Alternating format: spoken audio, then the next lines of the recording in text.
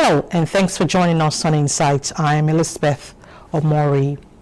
Malaria is a life-threatening disease primarily found in tropical countries, and every year the World Health Organization provides comprehensive and up-to-date assessment of trends in malaria control and elimination across the globe. Estimated 247 million cases and 619,000 deaths were recorded in 2022. The question is, how do we meet the 2030 malaria goals? You will find out in the course of the program. Christianity has a strong tradition of pilgrimages, both to sites relevant to the New Testament narrative and to sites associated with latter saints or miracles. Pope Benedict XVI says to go on pilgrimage really means to step out of ourselves in order to encounter God where he has revealed himself, where his grace has excelled with particular splendor and produced rich fruits of conversion and holiness among those who believe. What makes the spiritual journey important in Christendom? Wait for it. So, welcome to Insights. I'm fascinated with the discourse on national monuments and assets and how much is being done to preserve and look into the language issue. We have turned English to become like a pride value in our own cultural values. It's not cash transfer. It's not a COVID-19. Invasion 1897 was a deliberate calculation. You know, many of these people coming to the urban areas now. These and applications, there are terms and conditions that of course it is the union of two people, a man and a woman coming together. My name is Nnamdi Odipo. And I'm Elizabeth Omori.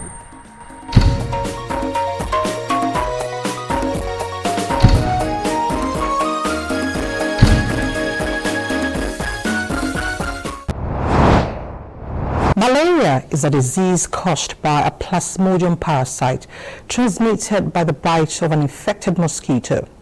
Medical experts say the severity of malaria varies based on species of Plasmodium. In 2021, more than 190,000 lives were claimed by the disease in Nigeria. A World Health Organization 2022 report indicates that Nigeria accounted for an estimated 38.4% of global malaria deaths in children aged under 5 years. How do we reduce this prevalence in children and adults? My guest, Dr. Shonibare Samuel, a medical microbiologist with the National Hospital, Abuja, will educate us. Dr. Shonibare, thank you so much for joining us on Insights. You're welcome. Malaria is one of the leading causes of death, and it is common in this part of the world. At what point can someone admit that he or she has malaria? Well, that's a difficult question to answer. At what point can one admit that one has malaria? Malaria actually, it has two sides to its diagnosis. There are clinical diagnosis and laboratory diagnosis. And these days, based on evidence-based medicine, it is that at the point at which you did a test and they saw the malaria parasite in the blood, this is diagnostic. So there are clinical parameters, the fever, the sweating stage, the cold stage, the fever, the headache, the prostration, the vomit, the weakness, the body pains. All these are pointers, especially when knowing that malaria is the most endemic parasitic infection in this environment. These are pointers to malaria. And then, yes, like you said, there are severity in the presentation. There could be mild malaria presentation, moderate presentation, very severe presentation, especially considering the extremes of age, the very elderly and the less than 5. So the different presentations, but in this environment, malaria is very, very endemic and is very, very common. But to diagnose it, it is better evidence-based, and that's done when a blood test is done and the malaria parasite is seen in the blood.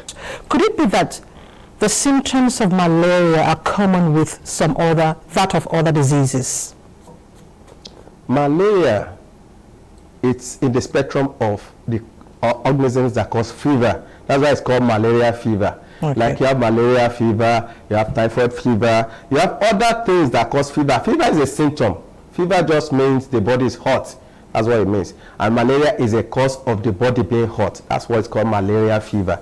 So having these symptoms, having weakness, things like that, and then in this environment, a lot of people assume it to be malaria. But there could be so many other causes of such things, even upper respiratory tract infection, common cold, that is that maybe has secondary bacterial infection, and so many other causes, urinary tract infection, so many other causes could bring about this presentation. But most people, like you said, when they feel weak, and I explained to you that malaria can present in a mild form, in a moderate form, and in severe forms. And in the moderate, one we say maybe due to low parasthenia, the person just presents with maybe weakness, he feels the joint pains, and then he says, I have malaria. But the hallmark of diagnosis is for the person to present and have a blood check. And when the malaria parasite is in his blood, it confirms that yes, he truly has malaria. So there has to be presentation, either mild or severe. Yes. And then the blood test needs to be done, like sometimes like 3 times before you finally say, yes, this person has malaria, because it depends on the level of parasthenia. And depending on the time the person is presenting to the hospital or presenting to the laboratory for investigation, there are periods in the body that this organism is wiped out from the system, if you understand the pathophysiology of the infection. So it's not every time you do the test that it may be positive. So it needs to be done at some frequencies to be able to say, yes, this person has malaria. Okay. That's why sometimes it's not just one result that we're using saying that this person has malaria. Has malaria. Let's take a look at malaria in children. The death toll in children dying from malaria is actually a burden in Africa. What can be done? The main challenge about malaria infection, especially in our environment, is about the extremes of age. The less than 5 and the older than 60 or 65. These are the people whose immunity, especially in this environment, have not had enough immunity to be able to handle mild forms of malaria. So they come down, and a lot of mortality at this age, like you rightly said in the intro, that WHO said that about 30% of death in this age group is due to malaria, because their body has not even developed enough coping mechanisms to be able to cope with this. And you also see that in that age range that we're talking about, in less than 5, especially even in less than 3, they can hardly express themselves. They can hardly say what is wrong with them. So it's only when they start manifesting with things like fever, when their body is hot, that's what fever means, or maybe they start vomiting, or you see them feeling weak, or loss of appetite when they cannot eat. That's when you start thinking about malaria. And the devastating effect of malaria infection is more in that age group. That's why a lot of mortality is in that age group. So a lot needs to be done about that age group, especially about prevention measures for malaria. Okay. Before we talk about the response level and prevention, let's take a look at our mothers, pregnant mothers. Okay. How do we handle malaria when it comes to pregnancy? Okay. Malaria in pregnancy is also a very, very severe form of infection. There are different ways of handling malaria in pregnancy. There's what we call the IPT. That's a preventive measure for mothers in pregnancy. There are drugs that mothers in pregnancy take to prevent malaria. And this is part of the normal antenatal program in the hospitals. We need to end malaria before 2030. Are we meeting the targets? Well, you see, everything in life is dynamic, depending on what comes up and things like that. There's a lot of program in Nigeria about malaria control. Even the global population is talking about eradication of malaria in 2050. There are some environments where malaria has been eradicated. But when you look at our environment and the peculiarity of our environment, it's a little difficult to totally eradicate malaria. So that's why so many programs are being brought in to try to see to the eradication of malaria. There are use of insecticide and bed nets, then making sure that your environment, making sure that you wear long covering clothes, especially at night, and then for these children, so that malaria, so that and then that you don't sit in the dark. IPT for pregnant women, and then the latest one talking about vaccines for children, and then there are also chemoprophylaxis for children for malaria. There are so many programs. So the idea about eradicating malaria is you're going to look into your environment and see things that can be done, things that are unique to you that can be done in your environment to curtail the spread of malaria fever. The major challenge about curtailing the spread is curtailing mosquito itself, because mosquito is the main transmitter of the Plasmodium parasite. So controlling the mosquito is a major challenge, and that's why a lot of advocacy, and that's what the World Malaria Day strives to achieve: creating advocacy, creating awareness, and making every government in every nation come at that particular point in time to look back at their malaria program. What and what needs to be done again, looking at their statistics and looking at everything, look at what and what can be done. If you look at it, that since 2021, they've been talking about zero malaria. Since 2021, they've been talking about zero malaria.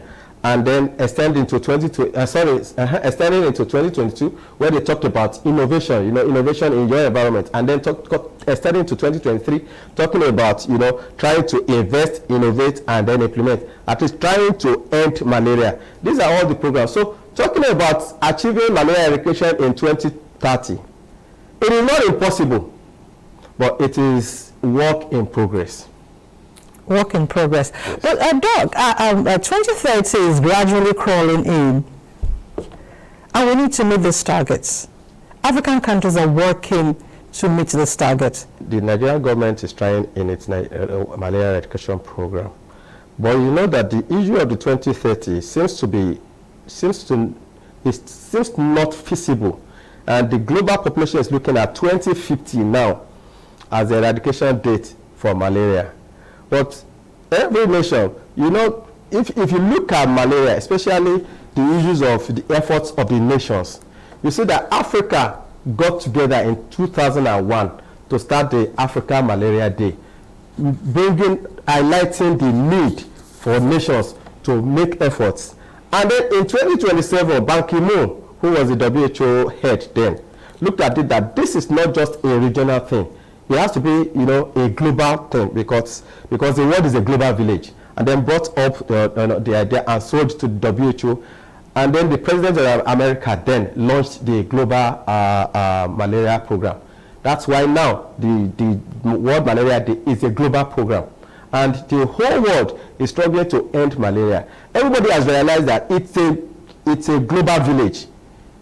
If you think you have eradicated malaria, it is just a plane, it's just a flight from wherever malaria is endemic to your nation to reintroduce malaria into your environment. Into the environment. Yes. Well, Doc, recently NAFDAC got a provisional approval for R21 vaccine.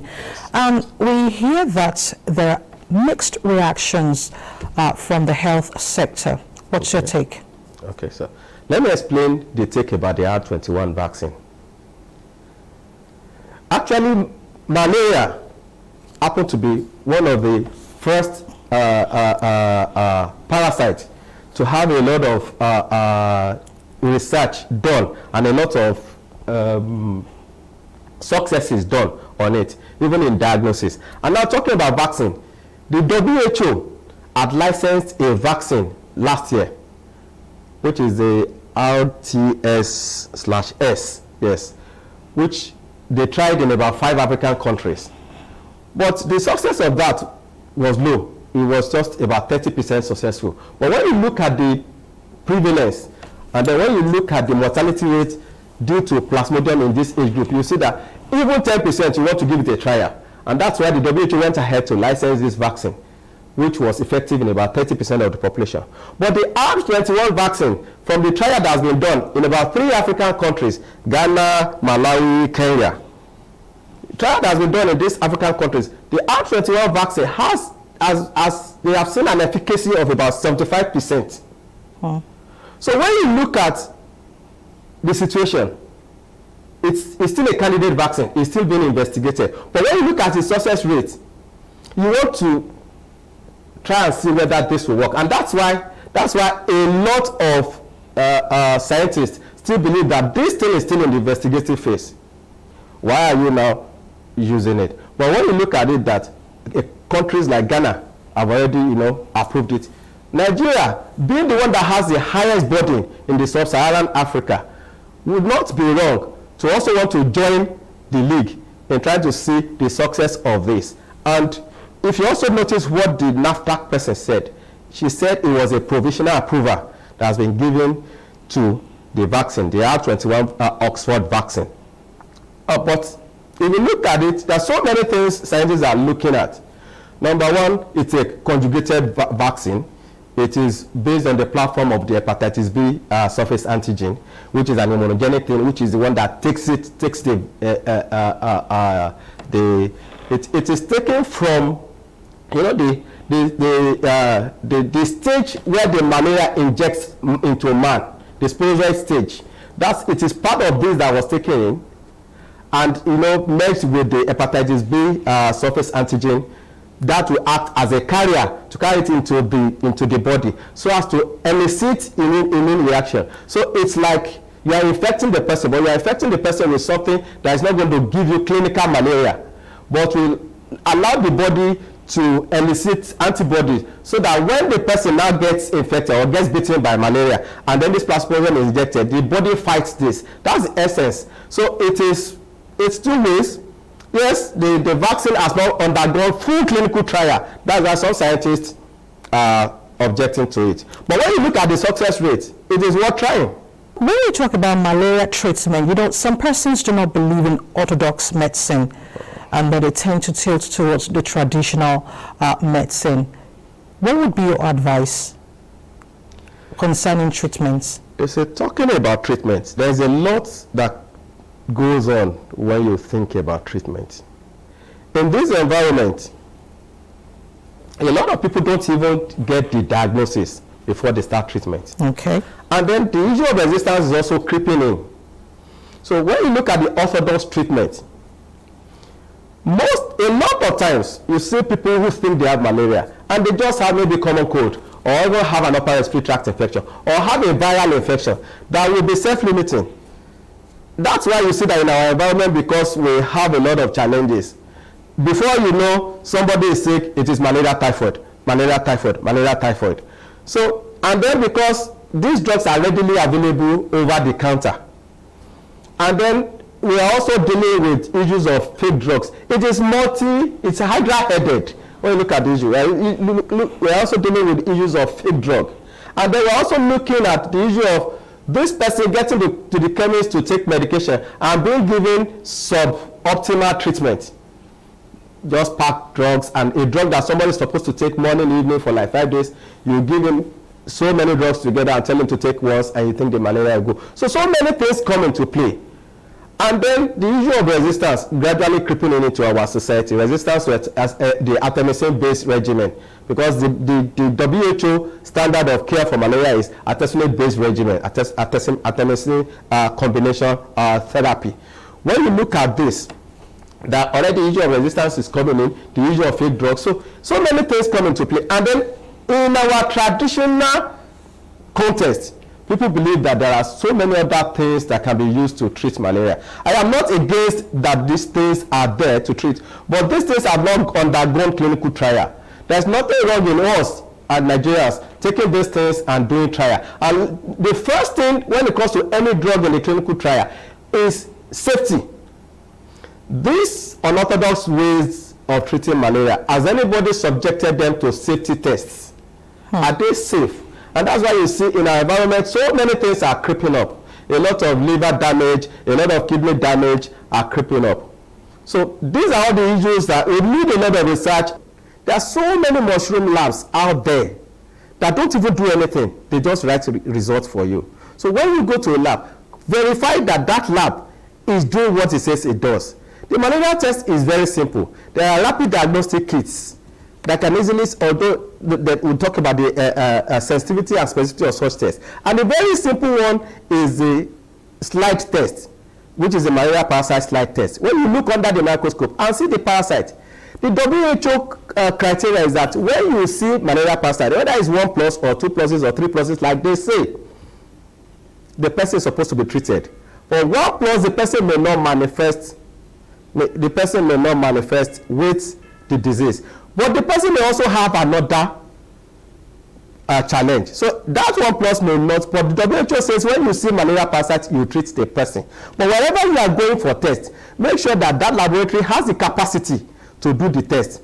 The tests are very simple. It can be rapid diagnosis test, it can be the malaria parasite slide that is done, and then the diagnosis is done. But make sure the lab has the capacity to do it.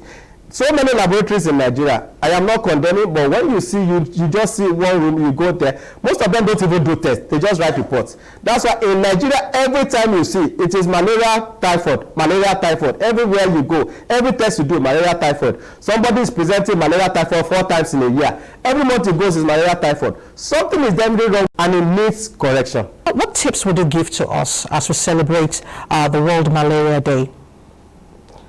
The World Malaria Day, the theme of this year is still on the zero malaria, invest, innovate, and implement. So the aspect you're talking about is innovation. How do we bring in innovation into malaria control, especially controlling the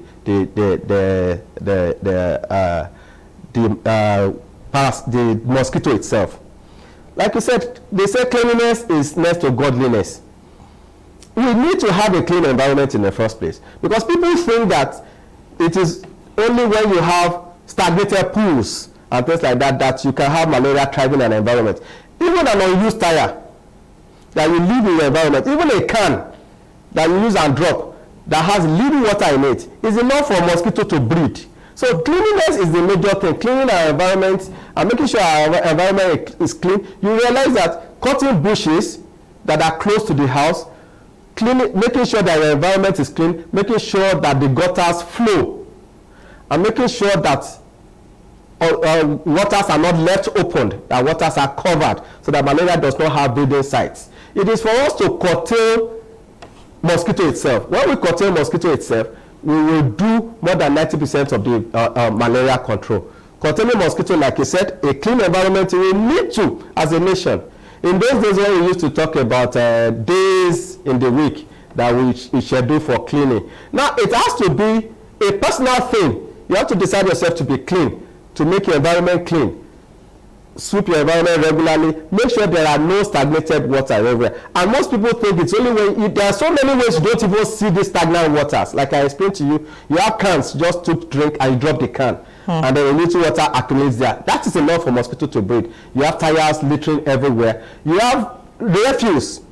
The thing about refuse, especially with these nylons all over the place, is that little waters easily gather there and then mosquitoes breed. So we need as a people to cultivate and imbibe the habit of cleanliness.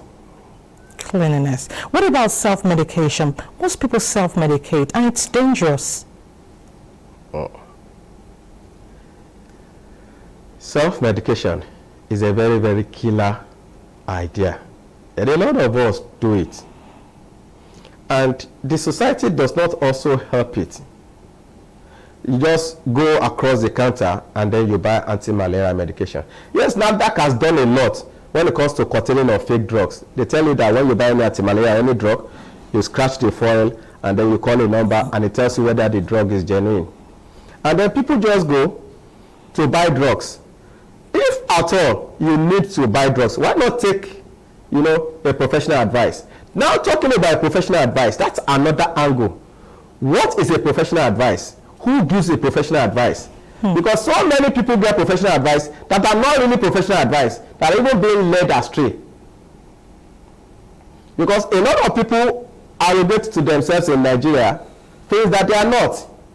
Even a cleaner in the hospital is a doctor. So when you go to that kind of person to collect prescription, it gives you wrong prescription. But what they said about self-medication is a major challenge in Nigeria.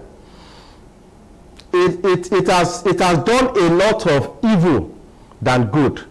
Because you just think, I have malaria. Who diagnosed it? I, as a doctor, when you come to me, you sit in front of me, and you tell me you have malaria. I don't waste my time. Because you have done your diagnosis.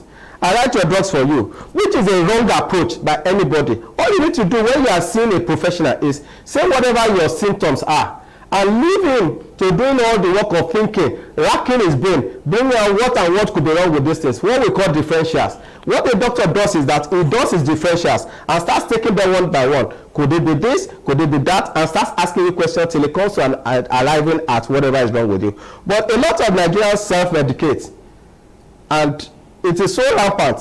And then so by the time they come to you, I have used this, I have used that, I have used this. You are now at a crossroad.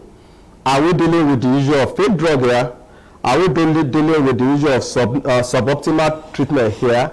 Or are we dealing with a resistance issue here? Or are we even dealing with the disease itself here? So you are at that dilemma as a clinician. So I implore people that whatever is their challenge, especially now that we have some health insurance, although we still have some challenges, but we have some health insurance, you could approach your healthcare provider and have a test done. I'm feeling like I have malaria. Have a test done so that it tells you whether you really have malaria or not. Or not. Dr. Shodimba Samuel, I want to thank you so much for educating us on this segment. Thank you very much. Thank you.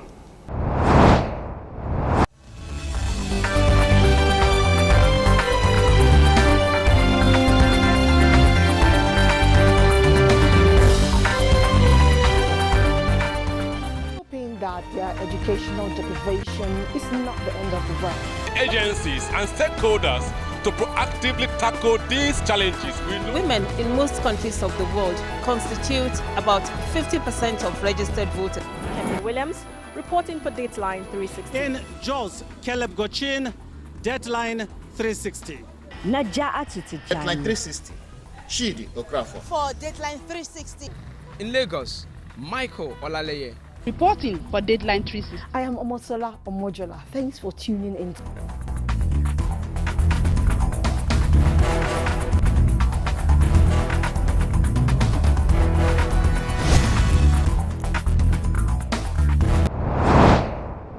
Pilgrimages frequently involve a journey or search of moral or spiritual significance. Typically, it is a journey to a location of importance to a person's faith. Many religions attach spiritual importance to particular places, the place of birth or death of saints, or the place of their calling or spiritual awakening. Pilgrimage is believed to be a search for meaning, purpose, values, or truth. And there are many reasons why a Christian would like to embark on it. On this segment, we will beam a searchlight on this spiritual journey for those of the Christian faith. My guest, Reverend Yakubu Pam, Executive Secretary, Nigeria Christian Pilgrim Commission, will speak to us. Reverend Pam, thank you so much for joining us on Insights. Thank you, viewers, and thank you, my dear sister. Thank you so much. You know, a pilgrim is more than a tourist, and a pilgrimage is more than a journey. What is the spiritual attachment? To the glory of God, pilgrimage is not tourism. Pilgrimage is a joining of a Christian to have more connection to his Creator, and particularly to have more knowledge about the Bible. And beyond that, it also gives you the sense of praying for others. And larger to that, the sense of praying for your country, your nation. Without prayer, the nation will not stand. Without prayer, the family will not stand. And so, in this spiritual search and enrichment of our spiritual life, we go to particular places that we read in the Bible. And to me, when I grew up, I have been told that there is Jerusalem, and to a certain extent, I thought that that Jerusalem is not physically here on earth, until I went there and I saw it that it's still here. And there are so many places that I read in the Bible, and you thought that they are not here physically on earth. But when you go and see where those history, those spiritual impartation took place many years, thousands of years ago, they are still here. You become more convinced and have a deeper insight that yes, indeed, these things are really true, and you are gaining more strength from it. Strength from it. Okay, what qualifies a Christian for pilgrimage? Is it faith, search for God, or more of the knowledge of God? Or could it be the title, JP? Well, as long as they are fit according to some of the criteria we have put in place, criteria that we are making sure that you are not going there just for tourism, you are not going there to use the spiritual exercise to run away from the country, and you are not going there to give us a black name, give a shame, a kind of shame and disgrace to Nigeria. You are fit to go there, and we are always welcoming people who are in search for spiritual truth, people who really also want to make sure that they go there to the exercise and come back and become senior citizens, people who can also help to contribute their quota in building Nigeria as a nation, because we need that in the church today. We need that in the body of Christ. People who will look objectively that this country, we need unity, this country, we need love of one another. So this is what we're looking for. So it goes beyond spirituality. Now, Yes. The Commission concluded a 2022 main pilgrimage to Israel and Jordan recently. What is your assessment of the exercise? For me, so many challenges. We've done, not averagely, we've done very, very excellently well in the last 2.5 years or so that I have been in the Commission. Actually, I would say about 2 and 9 months that I've been in the Commission piloting the affairs. We started with the challenge of COVID-19. We overcame it, and before I came into the Commission, there was a low turn-up of pilgrims going for pilgrimage in the Holy Land. We've introduced Jordan because of the challenge of COVID-19 that Israel locked down the entire nations, so we had to go to Jordan. And people are enjoying Jordan because of good sites that are there. And so first and foremost, the greater number that increase among people going for pilgrimage to Jordan and Israel. Secondly, people coming back with testimony of how the service has been very, very good. Feeding right from home, taking them on the flight has been very smooth, and going over there to see a smooth service of good feeding and good accommodation and the good sites that are there in Jordan. The sites are some of the things that are so much attractive both in Jordan and in Israel. So I would say the outing to Jordan has been very, very excellent to my own assessment. Interesting. You know, during the last exercise, we saw on the news that you actually encouraged and enjoined pilgrims to pray fervently for hitch-free general elections in Nigeria. Do you think this advice is impacting on the relative peace we are experiencing after the elections? Very much well. Okay. I am so happy that it was, to me, divinely arranged. We asked them to make sure that we go in to intercede. And there's power in intercession, especially going with people who knows the right of prayer when you intercede rightfully with God. And so the group that goes, each group, 300 people going to pray, 300 people going to pray from batch 1 up to batch 10. Before the election, during the election, after the election, pilgrims were going to pray and come back. No wonder today we have relevant peace even after the election. That does not mean that there were no challenges. There were so many challenges that people were doubting whether this election would take place in the first place. People were also doubting whether it will be free without crisis. People were also doubting whether the result, when been announced, the country will still move forward. And we're less than a month or just about a month to have swearing in. This is to tell you that God is with this country, and God chose that right time for us to exercise this pilgrimage exercise. And I'm happy, and I want to thank all Nigerians for cooperating with us. I also want to thank the pilgrims in particular who went to pray and come back. For now, for sure, they will be grateful to God to see the result of our prayers. Okay. Reverend Pam, I would like you to explain to us, pilgrimages, people look forward to going to see sites, meeting new people, connecting with spiritual places as described or explained in the Bible. But really, where is the place of prayer in pilgrimage? The place of prayer in pilgrimage is all the sites. It depends on what a pilgrim have in mind to go with. Okay. There are so many pilgrims that already have prayer requests from onset from home for what they are looking for. Some pilgrims that I will not mention names who were left here with certain desire in their heart. Some sickness, some promotion, and some of them they're looking for one way of deliverance or the other. They got all the answers, and they come back to say, look, this is what had happened with me. Mostly that the pilgrims are leaders. Some of them goes with the burden of their people, and that's to tell you a true sign of leadership is that you're not just going there for you to pray for you alone. You are praying for your people. Some are praying for their organization. Some are praying for this country. And they come back and tell you the testimony. Well, there are also those that when they go there, in sharing the story of a site, they got to hear about certain things in their mind that is coinciding with the site.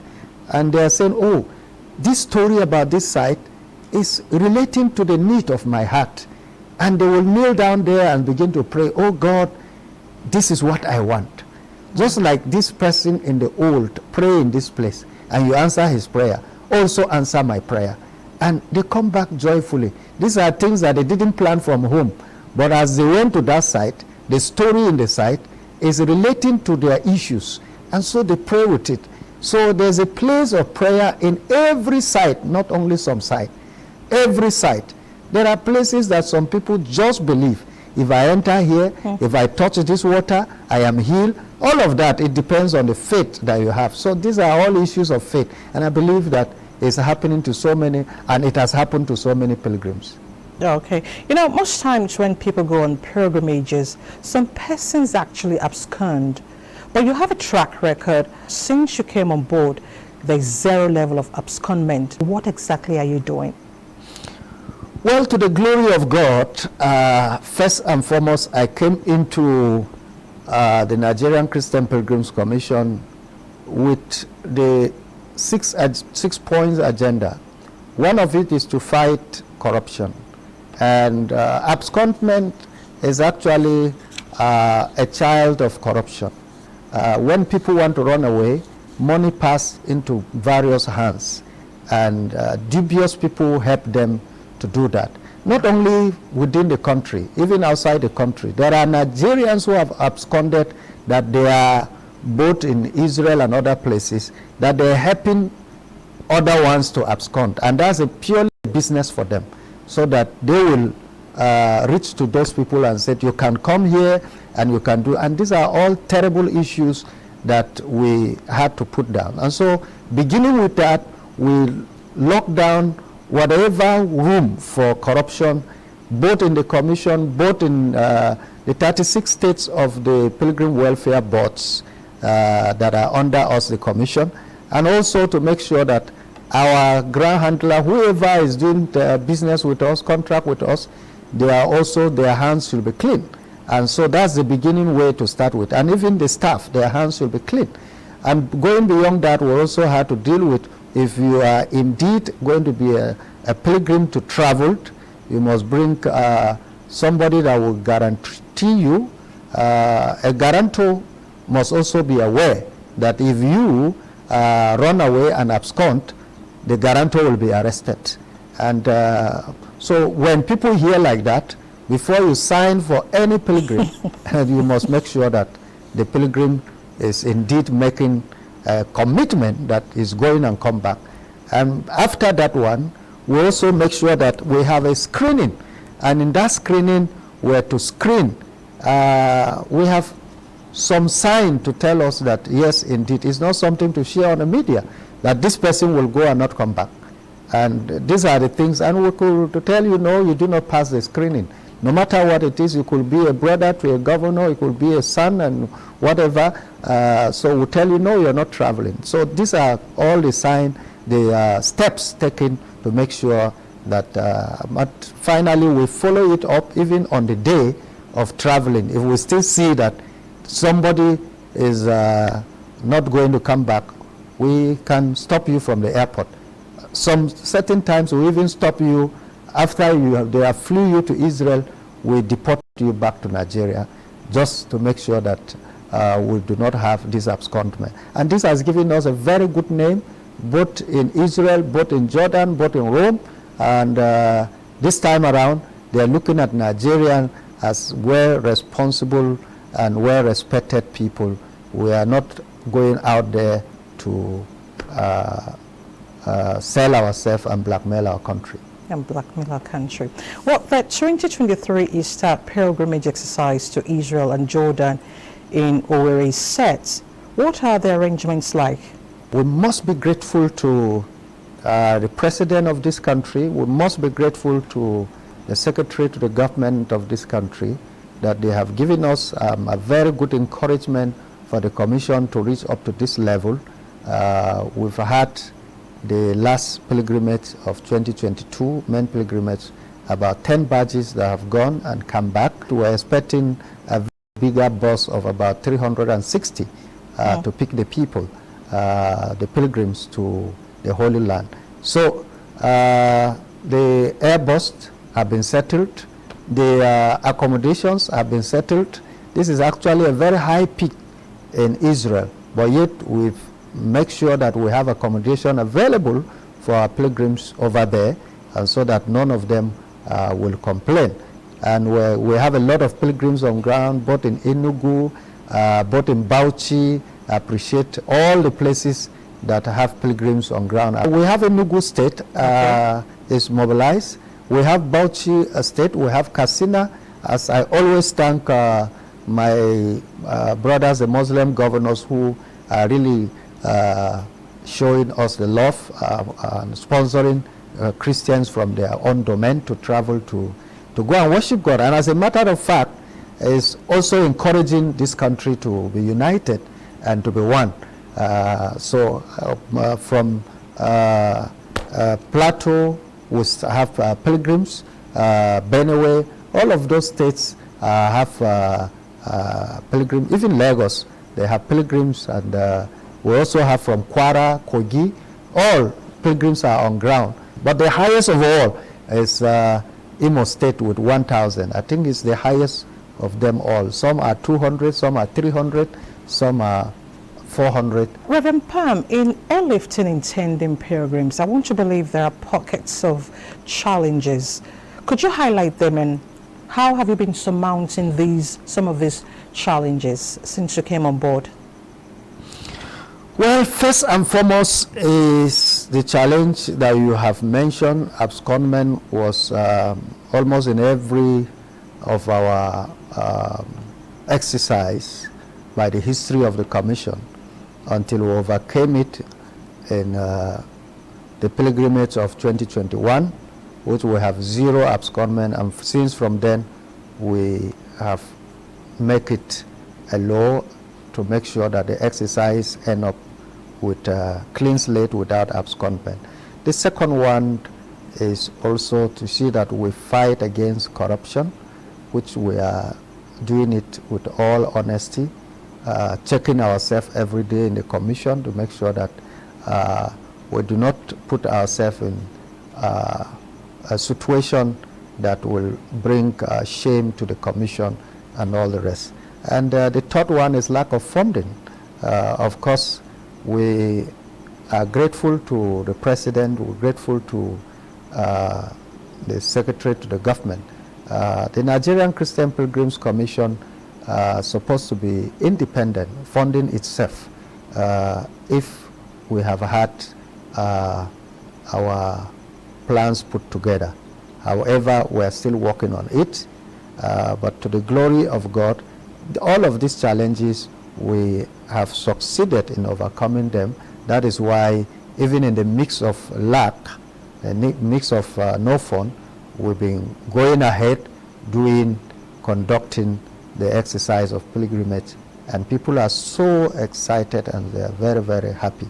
Beyond that, I don't think we have much challenges that one will say, yes, there are these challenges that are taking us backward. But we're building our mechanism in such a way that we will have a future that will rise above all of these things that I have mentioned. We're working on them one after another. And to the glory of God, we also achieve bilateral relationship with Jordan.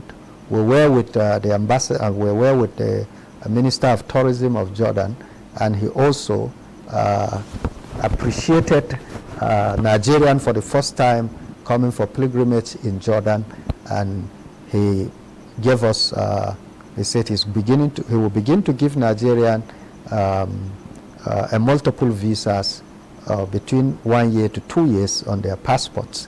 And that was a very big achievement by this administration.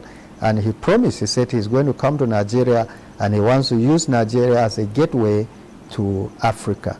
And so the relationship is very cordial, and we are very proud to see that this is all coming through our good exercise of pilgrimage through Jordan and through Israel. Assuming we have a bad name, or our exercise have produced something that is shameful, I don't think that such power of governments will identify with us and also identify with our country.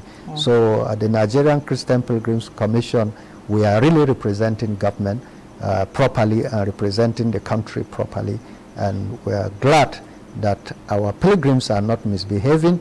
They are doing what is right, and they also come back to report back in Nigeria. In Nigeria. Reverend, over the years, Israel has built its tourism sector through pilgrimage.